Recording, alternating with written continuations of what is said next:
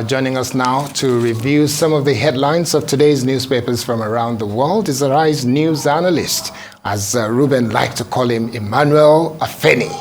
Good morning, Emmanuel. So good to see you today. It's a great Malabite, as you like to say. Good morning, Ayo. Myro Essay. Now we'll start the review with this day, Nigeria's newspaper of record. The lead story, democracy has come to stay in Nigeria. Irabor declares, says military to back up police for smooth elections. Cleric prays for peaceful polls. Buhari reviews last Remembrance Day parade as president.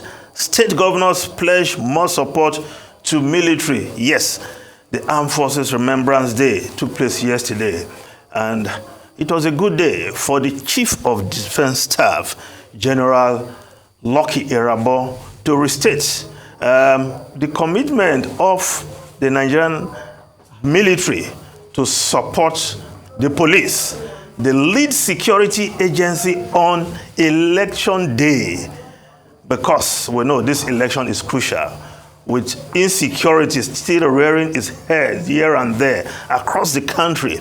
You need the military, perhaps as in time past, to man the roadblocks so that they curtail movements of persons who want to go and cause mayhem on election day. So, restating democracy has come to stay in Nigeria.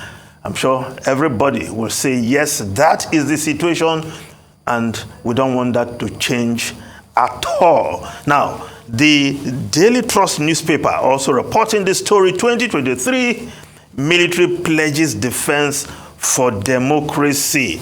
Now, the Nation newspaper, Tinubu rallies APC leaders, candidates for elections. Ex-governor, ex-Lagos governor, governorship, National Assembly, standard bearers brainstorm. Yes, Asiwaju Bola Ahmed Tinubu, the presidential torchbearer of the APC, of course, having that strategy meeting, you want to call it, with candidates, governorship candidates, as well as candidates for National Assembly and Houses of Assembly across the country.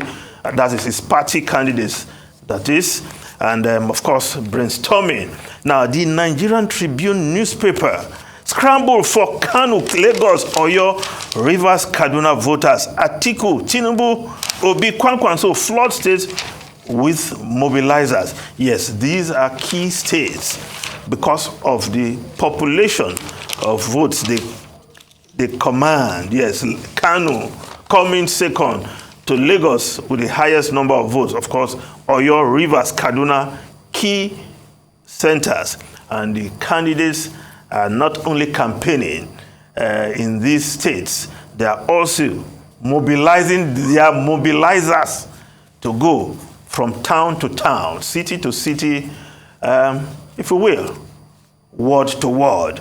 Now, but above the masthead of the Nigerian Tribune, Jakonde, best Lagos governor, Tinubu appropriating Fashola Ambode projects, Atiku campaign.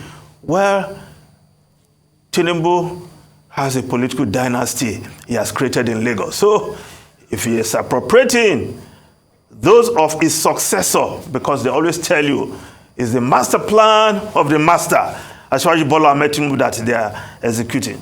I will not quarrel with that, because you say they are his peak, as it were. But when it comes to what Jakonde has done, for those of us who lived in Lagos for a long time, we will say yes, Jakonde is referred to as the Baba Kekere. That is the Kekere of Obafemi Awolowo, the small Baba, as it were, because of the job he did in 4 years. 4 years. Jakonde created the Lagos State University. Tinubu and his dynasty did not create one in 21 years until recently, when the current governor decided to establish universities. And he did it by converting existing higher institutions. So even when it comes to education, you know, the torchbearer in this city, in Lagos State, was a certain Jakonde, Lateef Jakonde, who was governor, the late Lateef Jakonde, LKJ they call him. other areas, he performed wonderfully.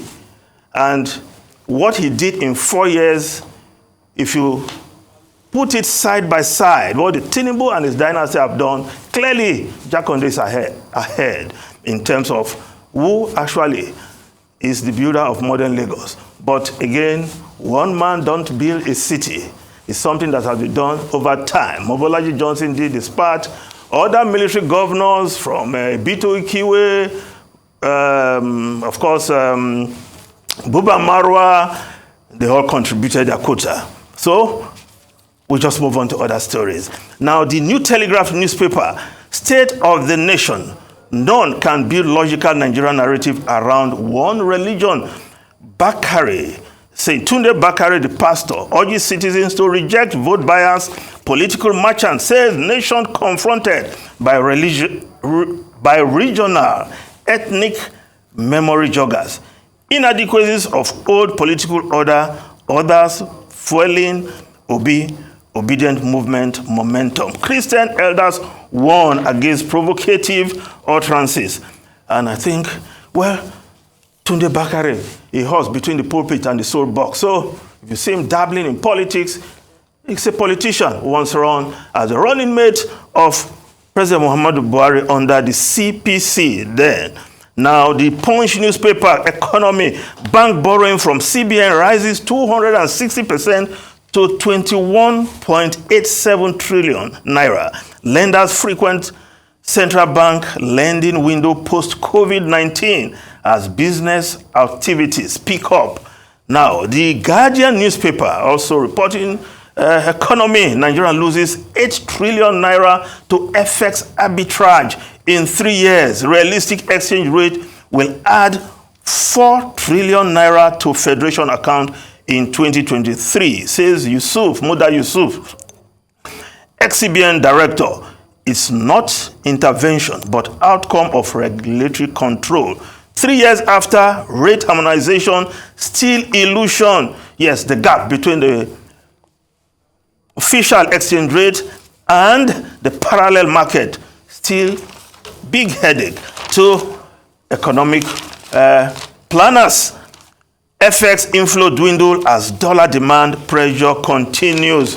Now, the Vanguard newspaper, also economy 2023 OPS, organized private sector, bemoans rising costs, list pain points, rolls out 14 areas to be tackled by new government. I hope that blueprint will be handed immediately to the next president, and every candidate, presidential candidate, should be conversant with the key problems of the economy. Nobody will come and say, I did not know the magnitude of the rot. That will not be accepted by Nigerians.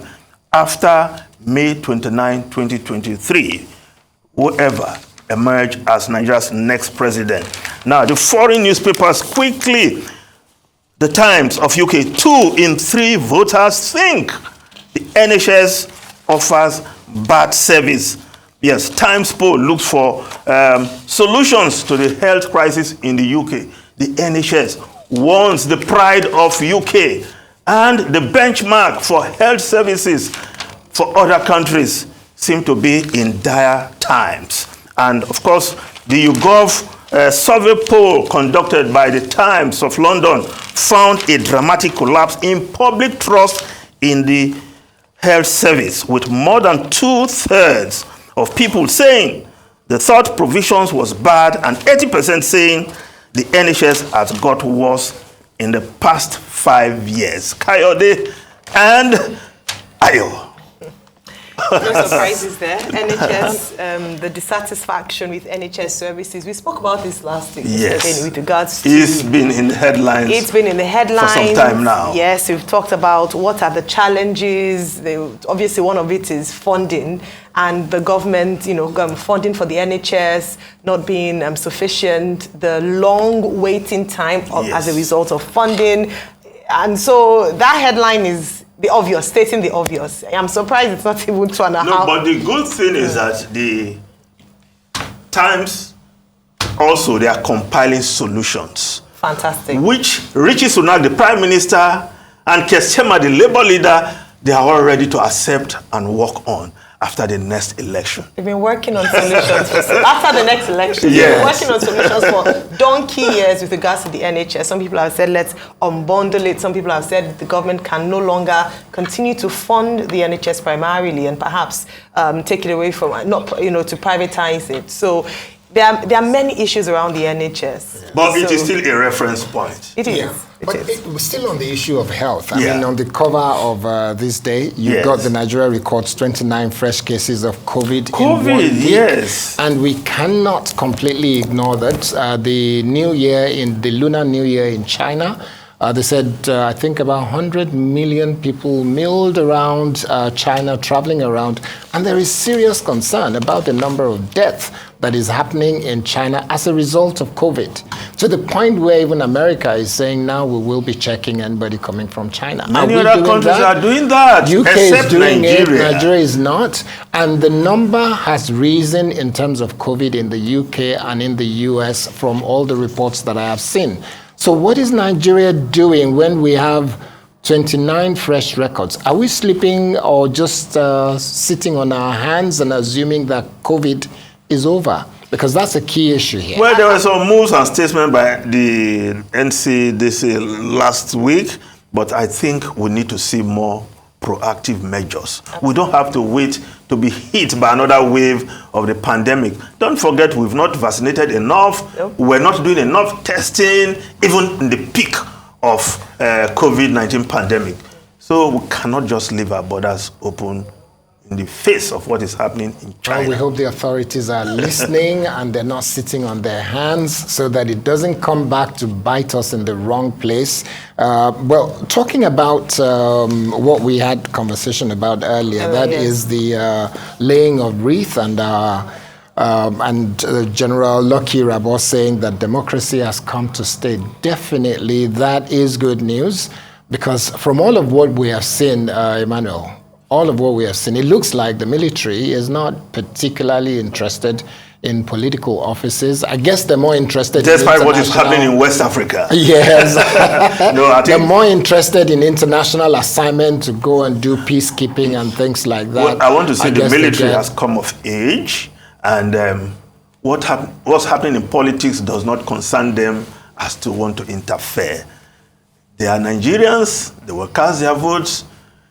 Whenever Nigerians are dissatisfied with the government, we use the ballot box to change that government. And that's why we are urging everybody, collect your PVC, go and cast your vote on February 25 for the next president, whoever your choice is. Definitely. Yes, I mean, the front page of this also has that article appeals to Nigerians to collect their PVCs. I must say that beyond him, all the presidential candidates are appealing to Nigerians to go out there and collect their PVCs. You still can't collect at ward level up until this Sunday. Yes, and over the weekend, Sunday, people were collecting, even in my neighborhood. Brilliant. They were calling me, have you collected? I said, no, I've passed that stage. 9 a.m. to 3 p.m. every Yes. day. In fact, some people I see taking pictures. It's like it's an honor to pick up a PVC. Yes, I think that's what it should be, so that you encourage others who are reluctant, who are not interested, to do same. It's your civic responsibility. Yeah. Absolutely. Well, before you go, Emmanuel, security operatives rescue 12 Edo train kidnaps. It's really harrowing experience. Yes, to be in kidnappers' den. Yes, and it looks like there is even the governor of Edo State is making allegations against the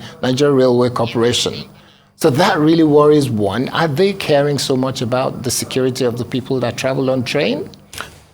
You see, we had that Kaduna episode. Yes. And the then former minister came out to say, oh, the security gadgets that were provided were not provided. It was shut down, the Federal Executive Council. We thought we have learned some lessons. And now the Edo incident. Now, every train station will be properly manned by security men. And whatever security facility we are putting, the rails should be secure and safe for Nigerians to enjoy the rail services. Yes. Otherwise, what is the use? The roads, not safe. Rail, not safe. What else? Then what next? Well, 2 more people are still in captivity, the station manager and the clerk, staff of the Nigerian Railway. Every effort should be made to bring everybody out. Yeah. Of course, there are many other people who are still in Kaduna. Yeah. Then they should be brought out by the government and the military authorities. Yep. Thank you very much, Mr. Feni.